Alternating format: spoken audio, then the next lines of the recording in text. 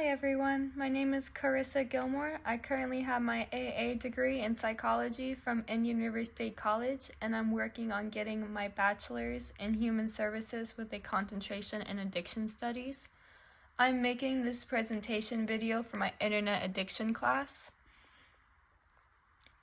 I chose the topic of cybersex and compulsivity because this was something I had no prior knowledge of, and it sounded intriguing to learn about. What is compulsive cybersex? It is any type of sexual activity that occurs virtually between two or more individuals. This may include things like sexting, sharing sexual images and videos with a partner, webcam sex, or chat room sex. This may be done through actions such as visual elements like photos or videos, describing sexual fantasies and scenarios through written or spoken words, and through masturbation by one and or all participants. What leads to compulsive cybersex? The two models that were used to describe what leads to compulsive cybersex was AAA, which believes accessibility, anonymity, and affordability are what leads to cybersex addictions, whereas the ACE model believes that anonymity, convenience, and escape are the factors that lead to cybersex disorders. Personally, I agree with the ACE model more.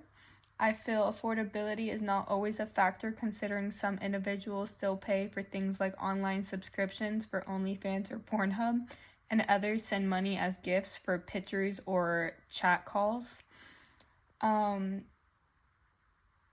Other triggers or problems that may lead to cybersex could be communication with a spouse, sexual dissatisfaction, parenting, or financial issues, and then co-occurring mental health disorders that may increase or lead to a compulsive cybersex disorder are anxiety, general mood disorder, depression, bipolar, obsessive compulsive disorder, attentional issues like ADD or ADHD, impulsive control issues, and sensory issues.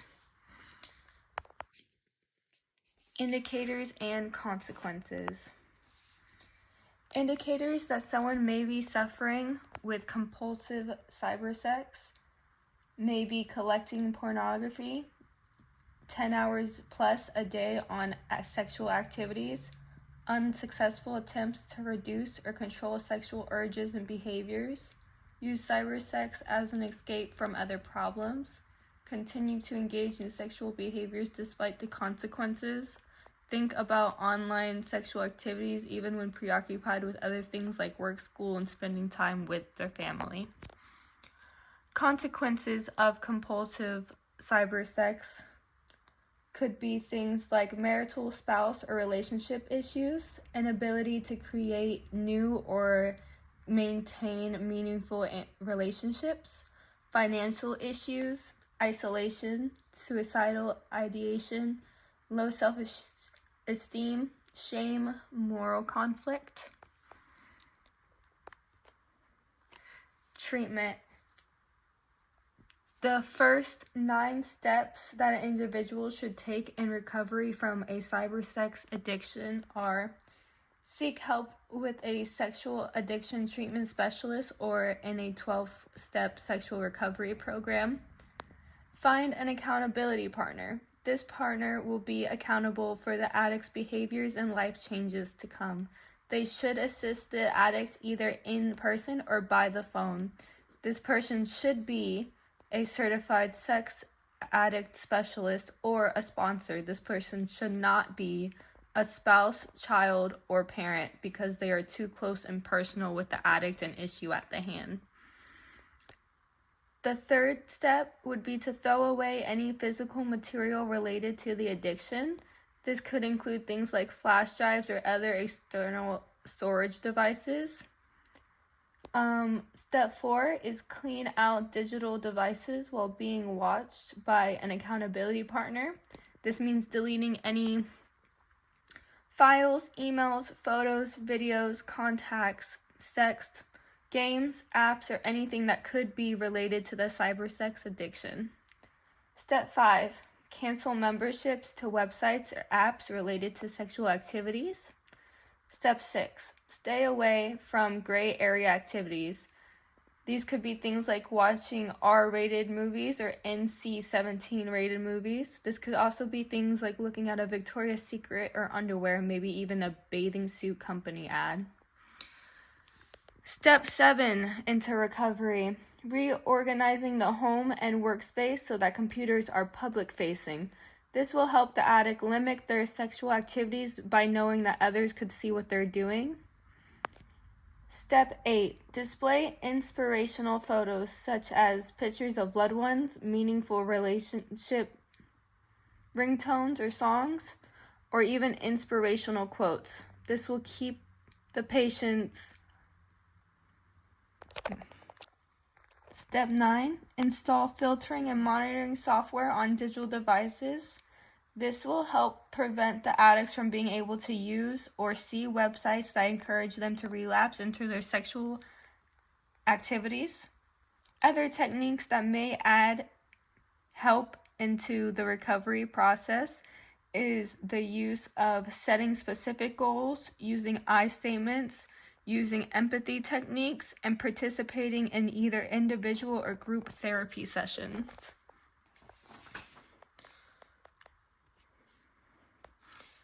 Cybersex, how this topic relates to human services and substance abuse.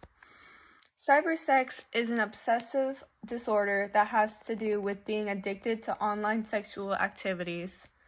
Therefore, cybersex is related to human services and substance abuse fields because it deals with humans' mental health issues and addictions. Local and national resources that may help with compulsive cybersex disorders. Birch's Health website. This resource is a website called Birch's Health. It offers treatment from home and 24 access to care treatment. It's also an evidence-based program with trackable clinical outcomes. This was created by licensed sex addiction specialists. It's a completely online resource. The next resource I found was called Central Florida Sex Addicts Anonymous. This website offers a male help number, which is 407-906-7220, and they also offer a woman's helpline, which is 407-893-2069. This website offers a list of telephone and Zoom meetings for sex addicts in all of Central Florida. It's an online one, so they only do Zoom or telephone calls. The last resource I found was called Psychology Today website. You put in what addiction you're looking for, so I put in sexual active addiction, and you put in your zip code. And when I did that, it came up with a list of verified and not verified counselors in my area. When I did that, I found 3 really good ones that were all verified. I found Michelle Hancock, who specializes in mental health and addiction from Solution Focused Therapies in Jensen Beach, Florida. She does in-person sessions. I found Chastity Falker, who does therapy online only. She focuses on relationship and sex addictions. And lastly, I found Kevin Braley from Counseling Center of Stuart, Florida in Stuart, Florida, who also does in-person sessions, and he specializes in relationships, divorce, trauma, and PTSD. All of them, though, if you go to where it says expertise, they all specialize in sex addiction, so they all would be great counselors for this specific topic. To come to a conclusion, cybersex and compulsivity is becoming an increasing issue due to the developing of technology within our generation. Some statistics that show cybersex can be a problem are that 1. Internet porn accounted for $3 billion of the total market of shared porn in the US, and that turns out to be 23%. 2. Porn usage for men is at 69% and 40% for women. And 3. 70% of people who watch porn watch it between the hours of 9 a.m. until 5 p.m., which are prime work hours.